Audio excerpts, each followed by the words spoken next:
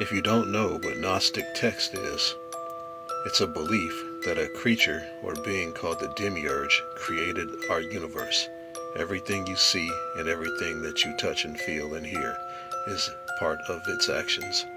This is what they actually say the Demiurge looks like also. A lion mixed with a bird, mixed with some kind of a reptile. We would call it a dragon. And I believe it. I've been studying this for years. To me, the Creator and God are two different things.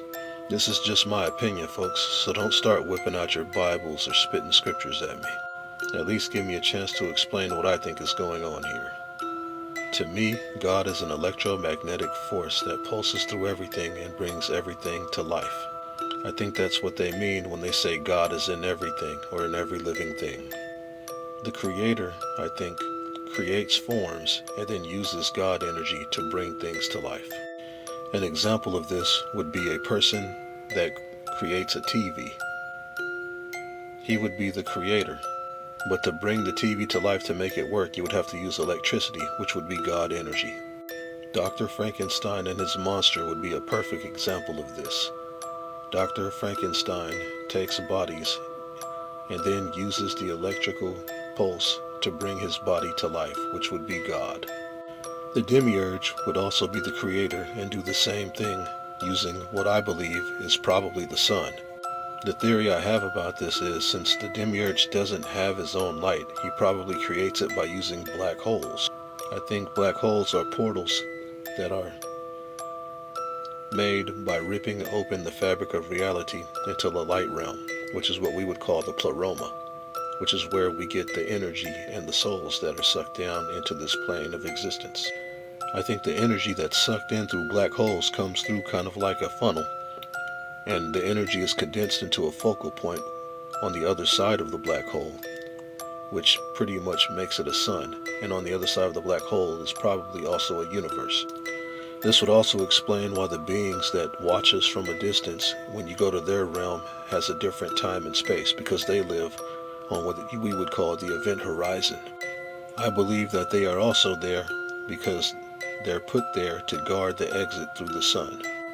I mean, think about it. Our atmosphere is built so things are able to stay in and nothing's allowed to get out. Things that come in just burn up in our atmosphere. The only thing allowed in and out is sunlight, which if you look on YouTube and look at pictures of the sun, they have recordings of light beings coming in and out of the sun all the time. They look like orbs. Pilots see them all the time, but confuse them for UFOs or UAPs or whatever you want to call them. I think these are the real beings coming from the pleroma back and forth through the sun portal. The moon is not natural and has been depicted as a trap for thousands of years. Many of the people that used to live here before us warn us about it in their pictures all the time.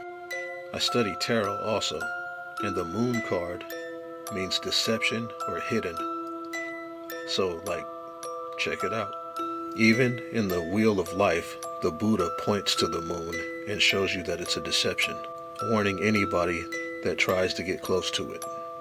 We are attracted to the sun because we are beings of light. We're just curious about the moon, so we get close to it. We're drawn to it like a tunnel, just like an angler fish, drawn right in. Ever seen the movie A Bug's Life?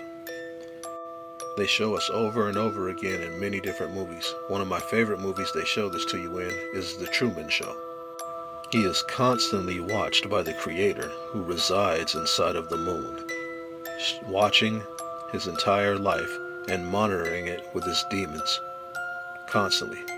At the end of the movie, when Truman is talking to the Creator, he presents himself as the sun. This is an actual picture of the movie, by the way. Truman doesn't fall for it and walks into the darkness, but I think the darkness is just another part of the realms that we're trapped in. I believe that if you keep going and wandering around in the darkness, you'll just come to other realms that are out there with other black holes. And I know what you're thinking. Paragon, isn't the sun just another way to get to other parts or just a black hole and still in there? The answer is yes and no. If you go into the sun and if you think of going into the light realm, that's where you'll go.